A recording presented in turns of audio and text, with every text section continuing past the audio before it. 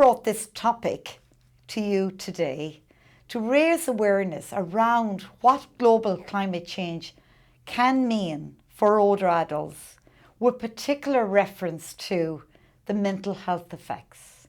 So that is, what are the mental health effects that older adults may experience as a result of global climate change, and global climate change events, and generally what older adults perceive to be important regarding their mental health as a result of global climate change.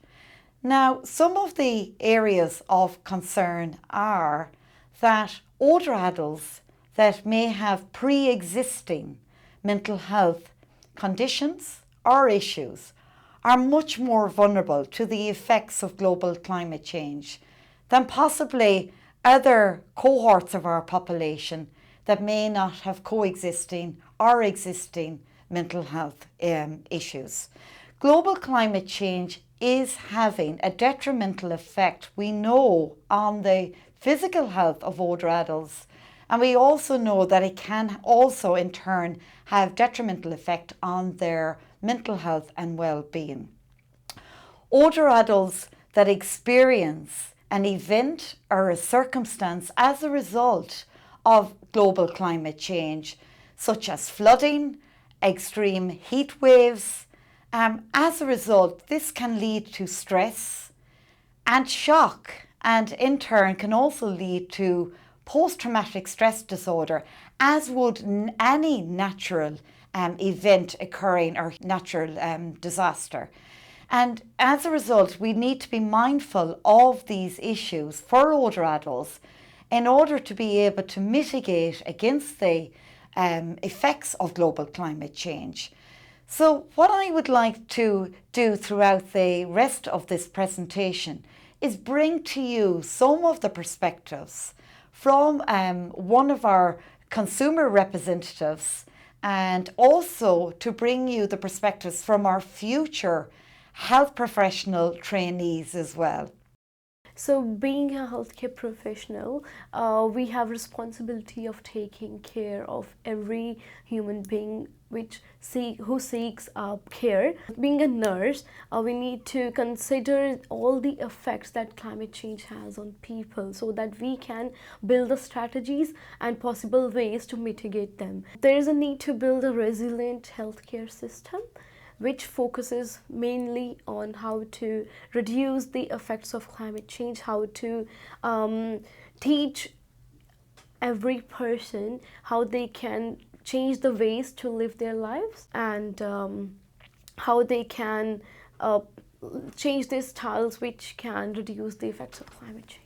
If the student nurses are taught well about the consequences of climate change, about the consequences of how older adults go through mental health issues, they can reflect upon their mistakes, and they can get to know about the ways, about the strategies that they need to build and to give proper care to the patients.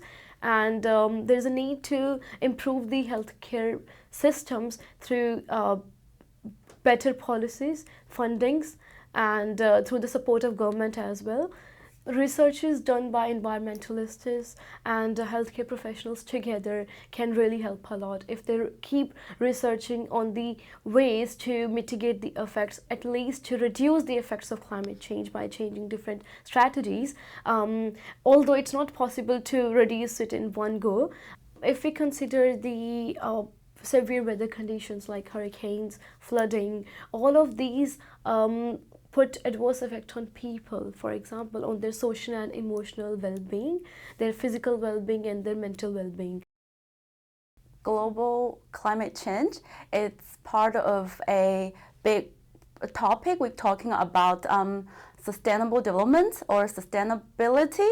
So it is urgent because, say, we always heard the news about like glacier melting.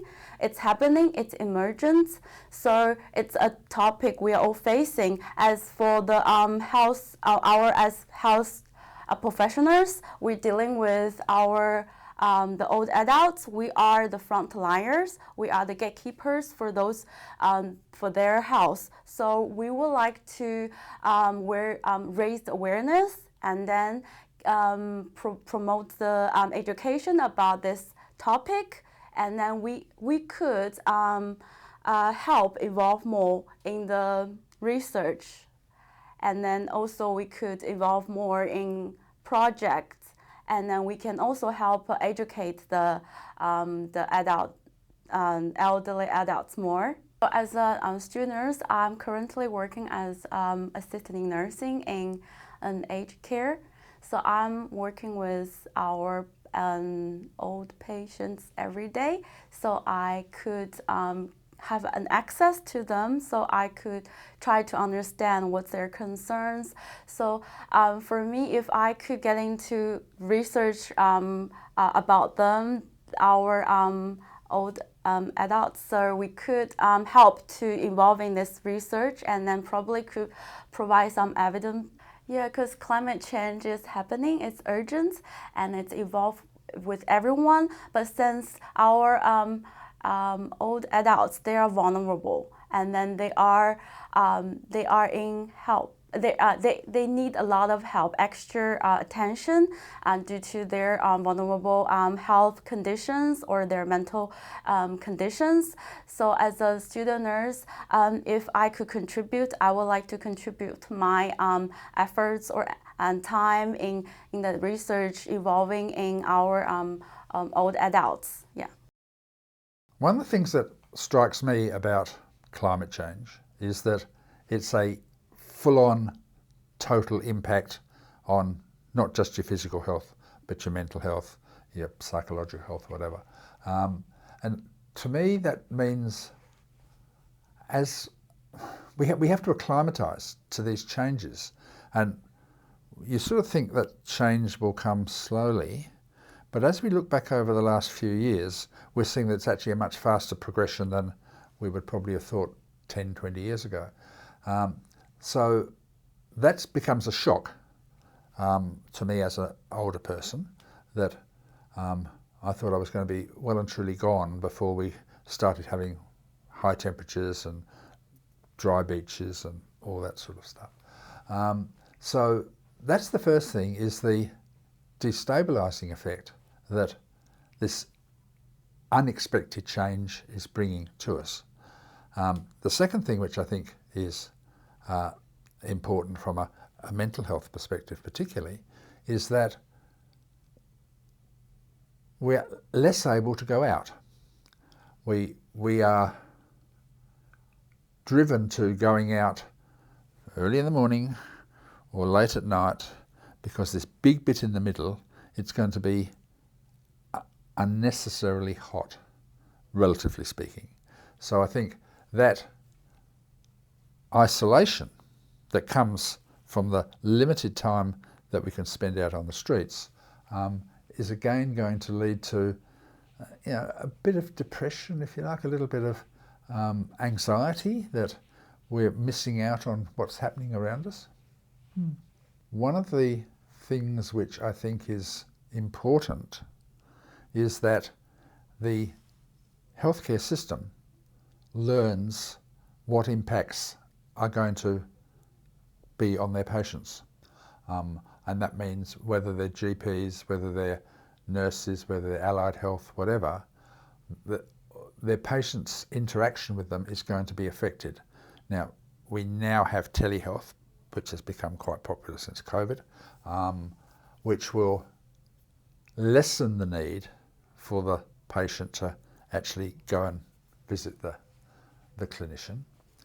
But it still has the problem of it's hotter out there. And as I'm getting older, one of the things that I'm noticing, even before the big move towards climate change, has been that I get tireder easier. It's interesting because the younger people blame their parents and their grandparents for everything that's going wrong in the world today. just the same way as we used to blame our parents and our grandparents. It doesn't change, it's just depending whereabouts on the scale you are at the time. Clearly, our grandparents' generation were responsible for the introduction of things like motor cars and aeroplanes and other things which cause an attack on the ozone layer and introduce gases and things that potentially muck up the climate as we used to know it. So to some extent these kids are right, that, you know, if we hadn't done that, we probably wouldn't have got the global warming that we've got, but equally we wouldn't have had the advancement that we have now, and we'd be still running around without our microwaves and without our push bikes even, probably, you know, with our chisel and our bit of granite. Well, not quite that far back, but there's a legitimate argument that if we had recognised the problem at an earlier stage, we could maybe have done something about it, and if we'd done something about it, then we wouldn't be in the position that we're moving rapidly towards at the moment. So I think it's reasonable for younger people to take almost a unilateral position and say the climate woes that we have today are the result of inaction by our generation. I think it's important that the health researchers and the clinicians make the community, their patients, aware that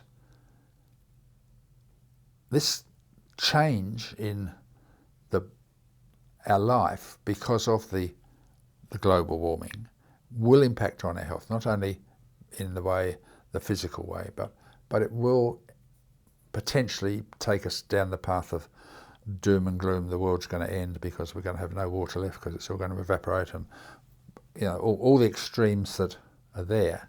So I think it's really important that the climate change industry, if I can call it that, provides the community at large with accurate information as to what it really means, and we take out the sensationalists who want to blow it up into something bigger than it is. And I don't want to downplay its role, but it has a role on a scale, and we just need to make sure that the community at large is given the factual information so we know where we are on that balance. So now that you've heard some of the perspectives from one of our consumer representation and also from our future health professionals, I would also like to echo and bring awareness and some attention to some of the research we may conduct in this area on global climate change and the mental health effects on older adults. What we here at ECU, what we would like to propose is to look at some qualitative research, and in conducting this research, hear the stories and more perspectives from older adults on what they generally think, what are the concerns for their age group, and also to hear from older adults retrospectively that have been affected as a result of circumstances or events as a result of climate change. And with these narratives and with that information, this will allow us and help us to devise further research approaches and how we might think to mitigate against the effects of global climate change on the mental health and well-being of our older adults. In moving this agenda forward, it is important that we come together from a lifespan perspective and also from an intergenerational perspective, that we work together collaboratively to recognise and be aware of what it is we need to know to mitigate against the global climate change effects on the mental health and well-being of our older adults. Now is the time for action, and now is the time that we can actually take action to make a better future for our young, middle and older adults into the future. Thank you very much.